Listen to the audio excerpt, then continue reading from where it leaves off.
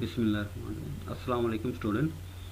Week 12 में जो है वो हम LAR1 पार्सर जो है वो डिस्कस कर रहे थे। तो हमने जो है वो लास्ट वीडियो जो थी उसमें हमने डिस्कस किया कि हम जो है वो CLR1 पार्सर की जो थर्ड स्टेप पर हमने कैनोनिकल कलेक्शन वाली जो है वो डायग्राम बनाई थी, उसमें थोड़ी सी हम चेंजेस करेंगे तो हमारे पास जो है वो नेक्स्ट जो है वो LAR1 पार्सर के लिए वो डायग्राम बन जाएगी। ठीक है, तो इसको हम जो है वो अब एग्जांपल के थ्रू जो है वो डिस्कस करते हैं। तो हमारे पास जो फर्स्ट एग्जांपल है उसमें देखें कि हमने ये वाला एग्जांपल लिया, S produces double A and A produces small A capital A और A प्रोड्यूसेस B। तो अब इस एग्जांपल को जो है वो हम डिफरेंट स्टेप्स के साथ जो है वो डिस्कस करते हैं जो हमने LAR1 पार्सर के लिए बोले थे। ठीक है, अब देखिए फर्स्ट स्टेप में हमने कहा था कि हमने जो है वो जो गिवन CFG होगी उसको नंबर साइन करना है, जितने भी प्रोडक्शन उसमें होंगी तो हमने प्रोडक्शन को नंबर साइन कर दिए। ठीक है, और उसी तरह फिर हमने जो है वो ऑगमेंटेड CFG सेकंड स्टेप में बना ली।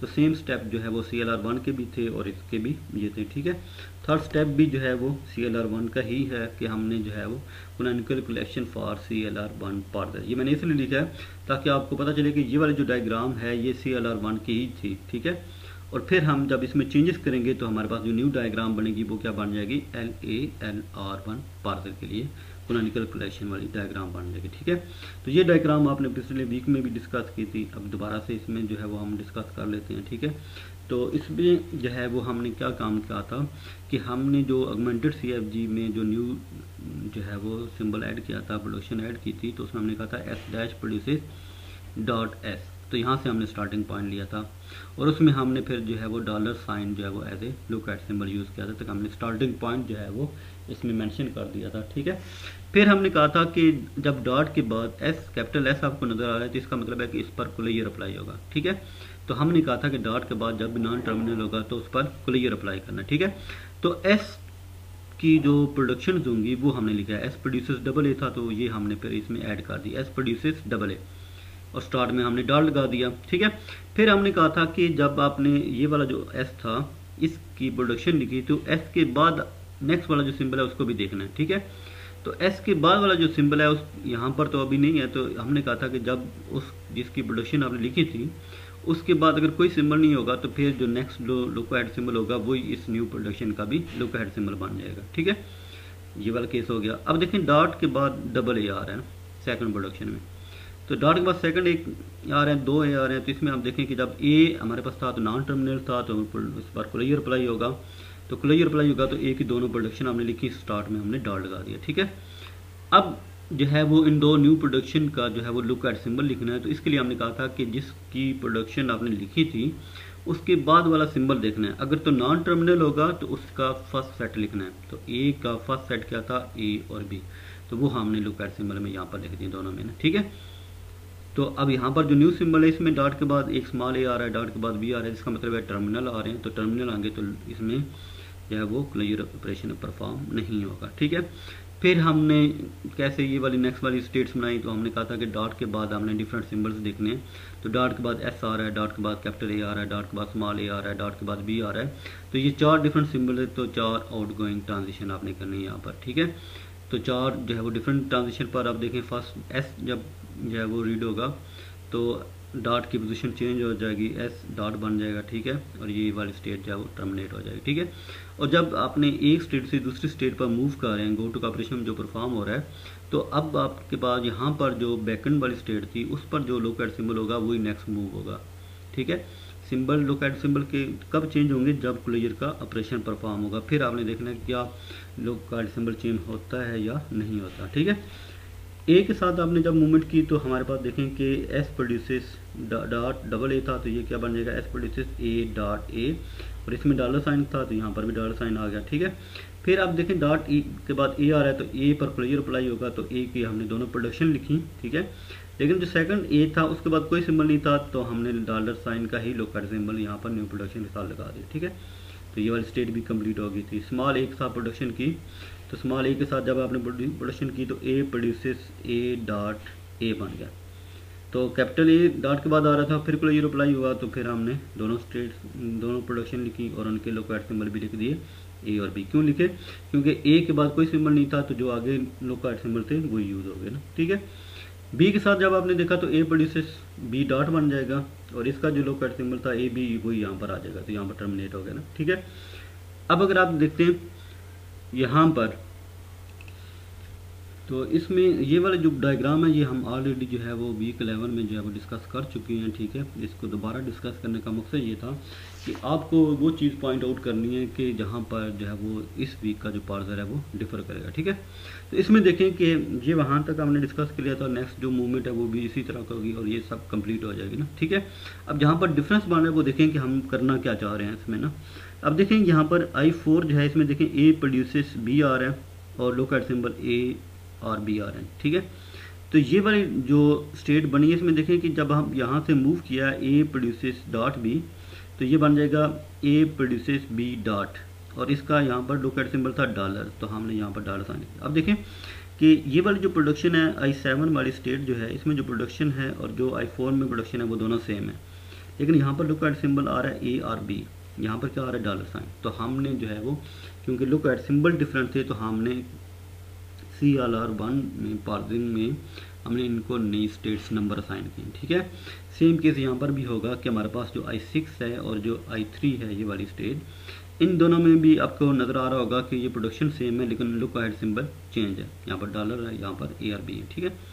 एक और भी स्टेट है, यहाँ पर देखें कि I9 में प्रोडक्शन में डॉलर साइन लुकआउट आ रहा है, 8 में जो है ARB आ रहा है, तो लेकिन प्रोडक्शन सेम आ रही है। तो ये तो था CLR1 पार्सर जिसमें हमारे पास जो है वो अगर लुकआउट सिंबल डिफरेंट होंगे तो हम नई स्टेट बनाएंगे, ठीक है। अब जो हमारा करंट वीक का जो पार्सर है LALR1 पार्सर, उसमें जो है वो हमने क्या चेंज करनी है कि वो इस कैनोनिकल शेप में हमने क्या चेंज करनी है कि वो LALR1 पार्सर के लिए ये शेप बन जाए, ठीक है। तो हमने क्या काम करना है कि जो यहाँ पर जो है वो स्टेट्स, जिन स्टेट्स में प्रोडक्शन सेम आ रही थी लेकिन डॉलर लुकआउट सिंबल जो है वो डिफरेंट आ रहे थे, तो हमने क्या काम करना है, इनको मर्ज कर देना। अब देखें कैसे मर्ज हुई। अब canonical collection for LALR1 parser, अब इसमें देखिए कि हमने यहाँ पर नंबर दिया I47। इसका मतलब क्या होगा कि जो थर्ड स्टेप था उसमें जो स्टेट नंबर 4 थी और जो स्टेट नंबर 7 थी, उन दोनों स्टेट्स को हमने यहाँ पर मर्ज कर दिया, ठीक है। क्यों मर्ज किया कि हमारे पास जो प्रोडक्शन थी वो सेम थी लेकिन लुकआउट सिंबल जो है वो डिफरेंट थे, ठीक है। तो हमने प्रोडक्शन एक दफ़ा लिख ली, लुकआउट सिंबल को हमने मर्ज करके या कंबाइन करके लिख दिया। डिस्टिंक्ट सिंबल लिखना है, अगर किसी में रिपीट हो रहा होगा तो उनको 1 टाइम लिखना है, ठीक है। सेम केस यहाँ पर भी था कि पिछले जो डायग्राम थी उसमें जो है वो स्टेट नंबर 3 और स्टेट नंबर 6 जो है वो दोनों की प्रोडक्शन सेम थी लेकिन लुकआउट सिंबल जो है वो डिफरेंट थे, तो हमने जो है वो प्रोडक्शन को एक दफ़ा लिख लिया और लुकआउट सिंबल को हमने कंबाइन कर लिया, ठीक है। सेम केस यहाँ पर भी था कि स्टेट नंबर 8 और 9 जो था उसमें हमारे पास जो है वो लुकआउट सिंबल डिफरेंट थे, तो हमने उनको भी मर्ज करके लिख लिया। तो हमारे पास नई डायग्राम जो बन जाएगी वो ये वाले बन जाएगी। डायग्राम उसी तरह की बनेगी कि आपने जो है वो जो नेक्स्ट वाली जो है वो हायर नंबर वाली हैं उन स्टेट्स को आपने रिमूव कर देना है और जो लोअर स्टेट्स वाले नंबर थे उनको आपने रख लेना, ठीक है। और बाकी जो इनकमिंग एजेस थे, जिस तरह हमारे पास यहाँ पर देखें कि हमारे पास जो है वो स्टेट नंबर 2 से जो है वो 7 पर एज जा रहा था, स्टेट नंबर 2 से बी के अगेंस्ट 7 पर एज जा रहा था, ठीक है। तो हमने क्या काम करना है, स्टेट नंबर 2 से अब जो है वो 4 पर एज लेके आ जाना है। देखें यहाँ पर स्टेट नंबर 2 से हमने 4 पर एज लेके आ रहे हैं, ठीक है। सेम केस देखें कि हमारे पास जो है वो एक और एज था, ये वाला इनकमिंग एज जो उसकी तरफ आ रहा था कि 6 नंबर स्टेट से जो बी की मूवमेंट थी वो इस पर आ रही थी। तो हमने क्या काम करना है कि अब ये वाली जो बी की मूवमेंट थी इसको हमने 4 के साथ कनेक्ट करना है और 6 क्योंकि खुद मर्ज हो चुकी होगी 3 के साथ, तो 3 से जो बी के साथ आ रहा होगा वो बेसिकली ऑटोमेटिकली आ जाएगा, ठीक है। तो 3 स्टेट से बी का एज भी 4 पर आ जाएगा, ठीक है। तो इसी तरह हमारे पास जो है वो और कोई अगर इनकमिंग एज था इसकी तरफ वो भी हमने इसी तरह जो है वो लिख लेना, ठीक है। अब देखें कि ये वाली जो है, तो यहाँ पर देखें कि 6 से 9 की तरफ जा रहा था क्योंकि हमने 9 और 8 को मर्ज कर दिया, तो 8 वाली हमने जो है वो एक स्टेट रखी थी ना, ठीक है। तो 9 वाली रिमूव हो चुकी होगी, तो अब 6 वाली भी रिमूव हो चुकी होगी, ऐसे ही ना। तो 6 क्योंकि 3 में मर्ज हुई थी तो 3 से ए की तरफ ऑटोमेटिकली एज था, तो हमें नया एज बनाने की ज़रूरत नहीं पड़ेगी, ठीक है।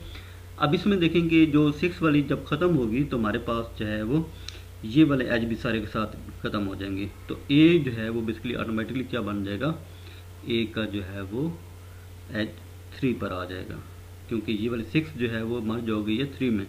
तो 2 से स्मॉल ए के साथ हम जो है वो यहाँ पर मूव कर जाएंगे 3 में, ठीक है। तो 2 से स्मॉल ए के साथ हम 3 पर मूव करें। तो हमने ये एजेस जो है वो लाजमी देखते हैं कि कौन सा एज जो है वो कहाँ पर शिफ्ट होगा, ठीक है। फिर हमने क्या देखा कि जो हमारे पास ये वाली जो शेप बन चुकी होगी, इसको यूज़ करते हुए हमने जो है वो पार्सिंग टेबल जो है वो जनरेट करना है, ठीक है। तो ये ऑलरेडी स्टेप्स आप कर चुके हैं, बाकी कोई काम करने की ज़रूरत नहीं है। जो CLR1 में हमने काम किया था वही सेम हमने स्टेप यहाँ पर परफॉर्म करने हैं, ठीक है। तो ये वाला जो स्टेप है, ये आप जो है वो पिछले वीक वाला जो स्टेप है उसको अगर आपने समझ लिया था तो ये वाला स्टेप हो जाएगा, ठीक है। और ये स्टेप हम जो है वो 2-3 पार्सर में भी डिस्कस कर चुके हैं, ठीक है। तो जब हमारे पास जो है कैनोनिकल शेप जो न्यू बनी थी उसको यूज़ करते हुए हम पार्सिंग टेबल बना लेंगे। तो इस पार्सिंग टेबल को यूज़ करते हुए हमने जो है वो स्ट्रिंग वैलिडेट भी की थी। ये वाला स्टेप भी हमने 2-3 पार्सर में जो है वो डिस्कस कर चुके हैं, ठीक है। तो ये फिर आप जो है वो दोबारा से इसको इम्प्लीमेंट कर लेंगे, ठीक है। और स्टैक को इम्प्लीमेंट करने के बाद फिर हमारे पास जो है वो ड्रा द सिंटैक्स ट्री आ जाता है। स्टैक का जो टेबल था, इससे हम जो है वो ट्री किस तरह जनरेट करते हैं, ये भी हम जो है वो पिछले जो है वो 2-3 पार्सर में हम डिस्कस कर चुके हैं। तो उम्मीद है स्टूडेंट आपको जो है वो फर्स्ट एग्जांपल समझ आ चुकी होगी। और अगर किसी किस्म की कोई कमी बेशी इसमें हो गई है या नहीं हुई आपको समझ आ रही, तो हम नेक्स्ट जो है वो 3-4 और एग्जाम्पल हैं उनमें हम जो है वो दोबारा से डिस्कस करेंगे। तो मेन पॉइंट हमारे पास स्टेप नंबर 3 और स्टेप नंबर 4 को समझना है, तो उस पर थोड़ी सी आपने जो है वो तवज्जो देनी है ताकि आपको वो चीज़ें समझ आ जाएंगी, ठीक है। थैंक यू, अल्लाह हाफिज़।